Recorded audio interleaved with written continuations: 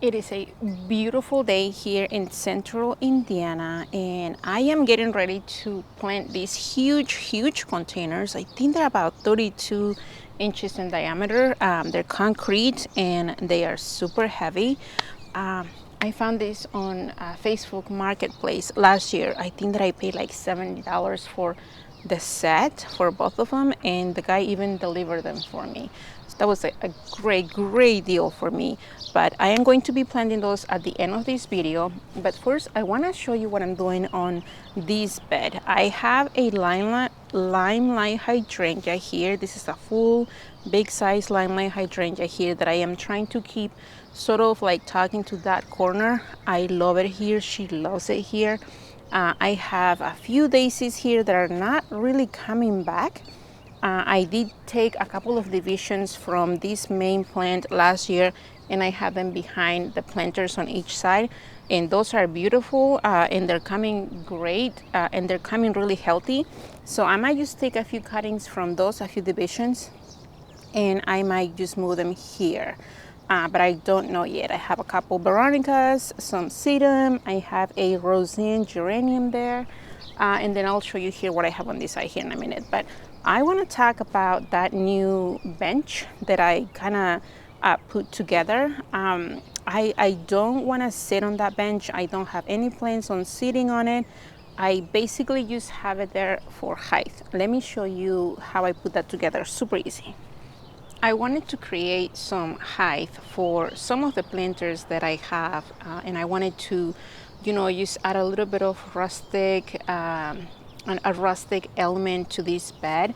But I didn't really want to buy something already made. I just want to have something put together on the inexpensive side, and I saw a bunch of things on how to make your own benches on Pinterest, and I kind of got some ideas, and I visited my local Home Depot and I found these pavers. And the good thing about these pavers is they're really thick, so it only took about 4 of them to create the feet for the bench.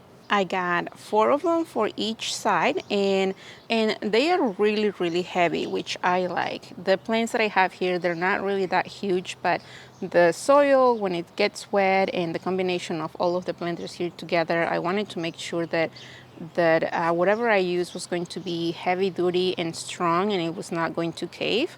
So I found these papers, and I love them. I love the color. And I just got a couple of 4x4s. The ones that I have here are about 5 feet long. I got a few pieces because I also have another bench that I'm going to be putting on another spot. But these right here are about 5 feet long. They are treated lumber, and they work perfectly here together with the pavers. There were a lot of things that I could have used here for a lot cheaper. I could have just used some of the concrete or construction blocks, whatever they're called, and those were really inexpensive. But I honestly love the look of these papers here together with the 4x4s. And honestly, when it comes time to all of these plants being really grown and mature, you will probably not be able to see all of these put together as it is right now, but I do like to look at it the way that it is. So if you're looking for a quick DIY for adding height to your flower beds towards the back of the bed, I think that this is a great idea, because it is honestly working for me so far.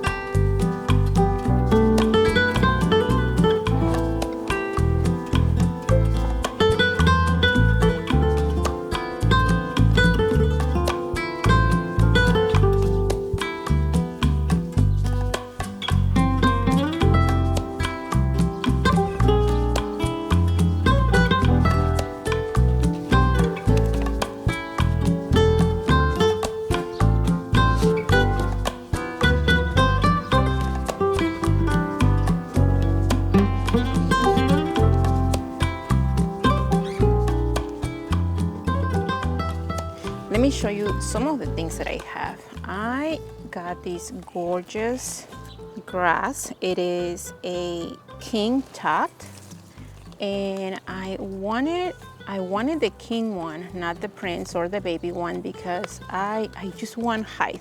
This is going to be the piece that has the height in my planter. So hopefully they do like it here. I have never had this before in my garden at all, so I'm excited to see how it does. Look at those, I guess, I don't know if these are the blooms or what they're called, but look at that gorgeous texture. So this will be the height that I'm going to be adding to my planters. And over here I have a few of these Illusion Midnight Lace. Aren't these just gorgeous? Look at that, look at the texture. And this hopefully will cascade, it will trail down, and I have been told that these guys need a little bit of trimming. I had this last year, but I kind of planted them late in the season, and they were about this size, and they did grow, but like I said, it was kind of like towards the end of the season, and my goodness, I just love the texture of that. And I have a few of these SUPERTUNIAs. This is probably one of my favorite SUPERTUNIAs. It's a black cherry. Isn't that gorgeous? Look at that color. And I have a few of those. And I also got a few of these SUPERTUNIA honey. I had SUPERTUNIA honey last year for the first time, and I did put it in the ground, but it didn't do quite well. I mean, it did okay, but it didn't do quite well like other SUPERTUNIAs. So I am hoping that maybe in the containers it does like it better. But look at that color. Isn't that gorgeous? Goodness, one of the things that I am super excited for this year are these Diamond Mountain Euphorbias, you guys. Oh my gosh, look at the texture. For some reason, it is really hard for me to find euphorbias here locally. I don't know why they don't carry them that much, but I got a bunch. All of these stuff that I got here from proven winners, I got them online. So look at that, just beautiful. So this is basically what my combination of colors and textures is going to be for this container. I wanted to keep it just colorful and simple, but with lots of texture. And I am going to go ahead and plant this here. I have several of these for each container. Like I have a couple of these guys for one. I have like 3 and 3. We'll see how they all fit together. I am going to be using the same potting mix that I had here before. This potting mix is from last year. I added all of these fresh when I had the tulips here last fall. So I am going to add a little bit more because it's a little bit low. I'm going to add a little bit more potting mix. I'm going to add some plant tone fertilizer from Spoma that I already had. And I am going to blend this here, and I think we're having rain here in the next couple of days, so I'm not even going to water these guys. So let's start.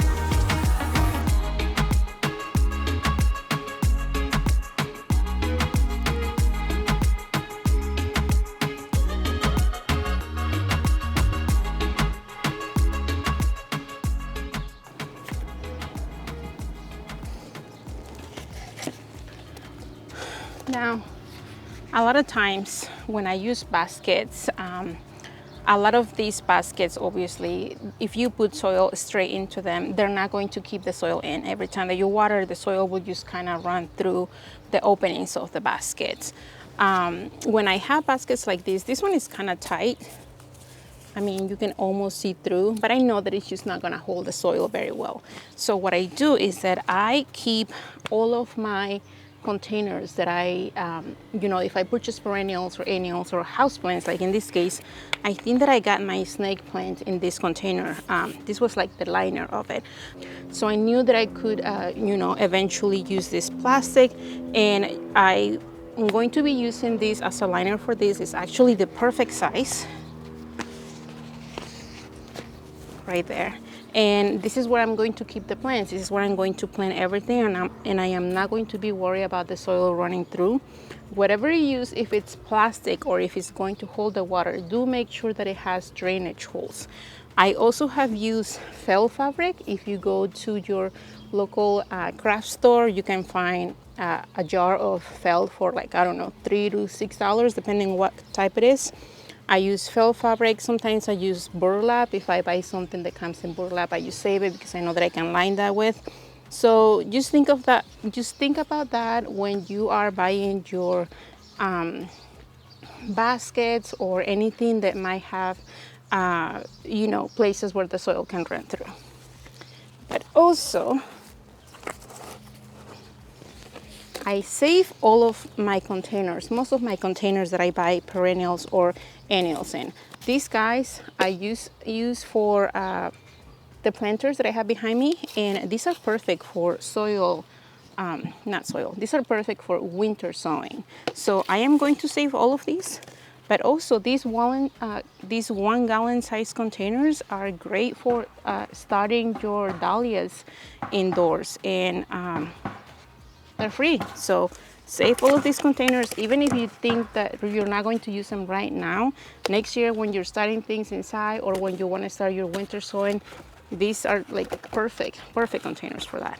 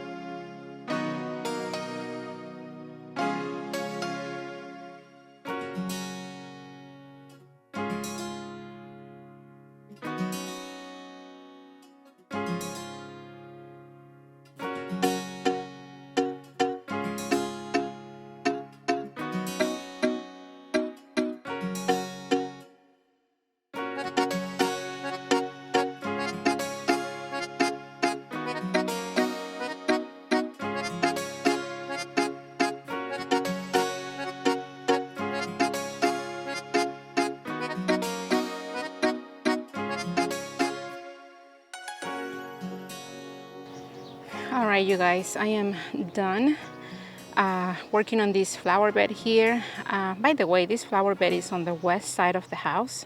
So it's about 10, 11 right now, and the sun is starting to shine. It's almost touching this flower bed. And I am very, very happy with the position of the planters and everything here. I did a lot of baskets. I guess I didn't even think about that as I was putting them together, but there's a lot of textures here, which I love. And I am going to be working on the other side as well, on the other side of this bed. But this side of the bed requires a lot more time prepping the bed before I mulch it, because it's covered with weeds. I mean, I have all kinds of weeds. So I am going to be spending some time on this, probably another day, because the sun is almost covering this bed right here. So it's going to have to wait. Maybe I will do that this evening when the sun is on the other side, and then it's a little bit shaded. But I have a lot of things here. I think that I gave you information on everything, everything that I have here in containers. I put information on the screen, but I will try to add names in the description below, or on the description of this video. But if you have any questions, just let me know in the comments, and I'll do my best to answer you right away. Thank you for being here. Until the next time.